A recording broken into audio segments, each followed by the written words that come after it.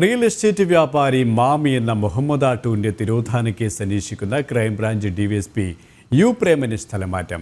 അന്വേഷണം നിർണായക ഘട്ടത്തിൽ എത്തി നിൽക്കുമ്പോൾ ഉദ്യോഗസ്ഥനെ സ്ഥലം മാറ്റുന്നത് കേസ് അന്വേഷണത്തെ പ്രതികൂലമായി ബാധിക്കുമെന്ന് മാമിയുടെ ഭാര്യ റംലത്ത്.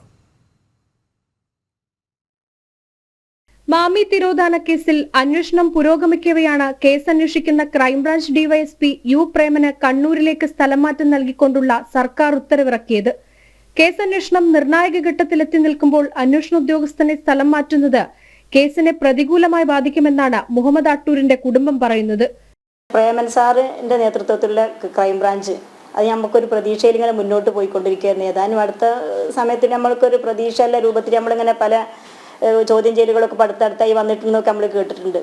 അപ്പോൾ അത് അങ്ങനെ സന്തോഷം. നമ്മളിങ്ങനെ സെക്കൻഡുകൾ മണിക്കൂറാക്കി കാത്തിരിക്കുന്ന സമയത്ത് അപ്പം ഇന്നിപ്പോൾ പത്രത്തിൽ പലതും കാണുന്നു, പിന്നെ സാറിന് സ്ഥലം മാറ്റം എന്നൊക്കെ പറഞ്ഞിട്ട്. പക്ഷെ അത് സാറ് നമ്മളെ ഗവൺമെൻറ് നമ്മുടെ സർക്കാർ നമ്മളെ വേദനയുടെ കൂടെ ഉണ്ടാവും തന്നെയാണ് എനിക്ക് പറയാനുള്ളത്. കാരണം ഒരു കാരണവശാലും സാറിനെ ഈ പ്രേമൻ സാറിൻ്റെ നേതൃത്വത്തിലുള്ള ഈ ക്രൈംബ്രാഞ്ചിനെ മാറ്റരുത് എന്ന് മാത്രം എനിക്ക് സർക്കാരിനോട് അപേക്ഷിക്കാനുള്ളത്. ഇപ്പോൾ 2023 ഓഗസ്റ്റ് 21 റിയൽ എസ്റ്റേറ്റ് വ്യാപാരി മാമി എന്ന മുഹമ്മദ് ആട്ടൂരിനെ കാണാതാകുന്നത്.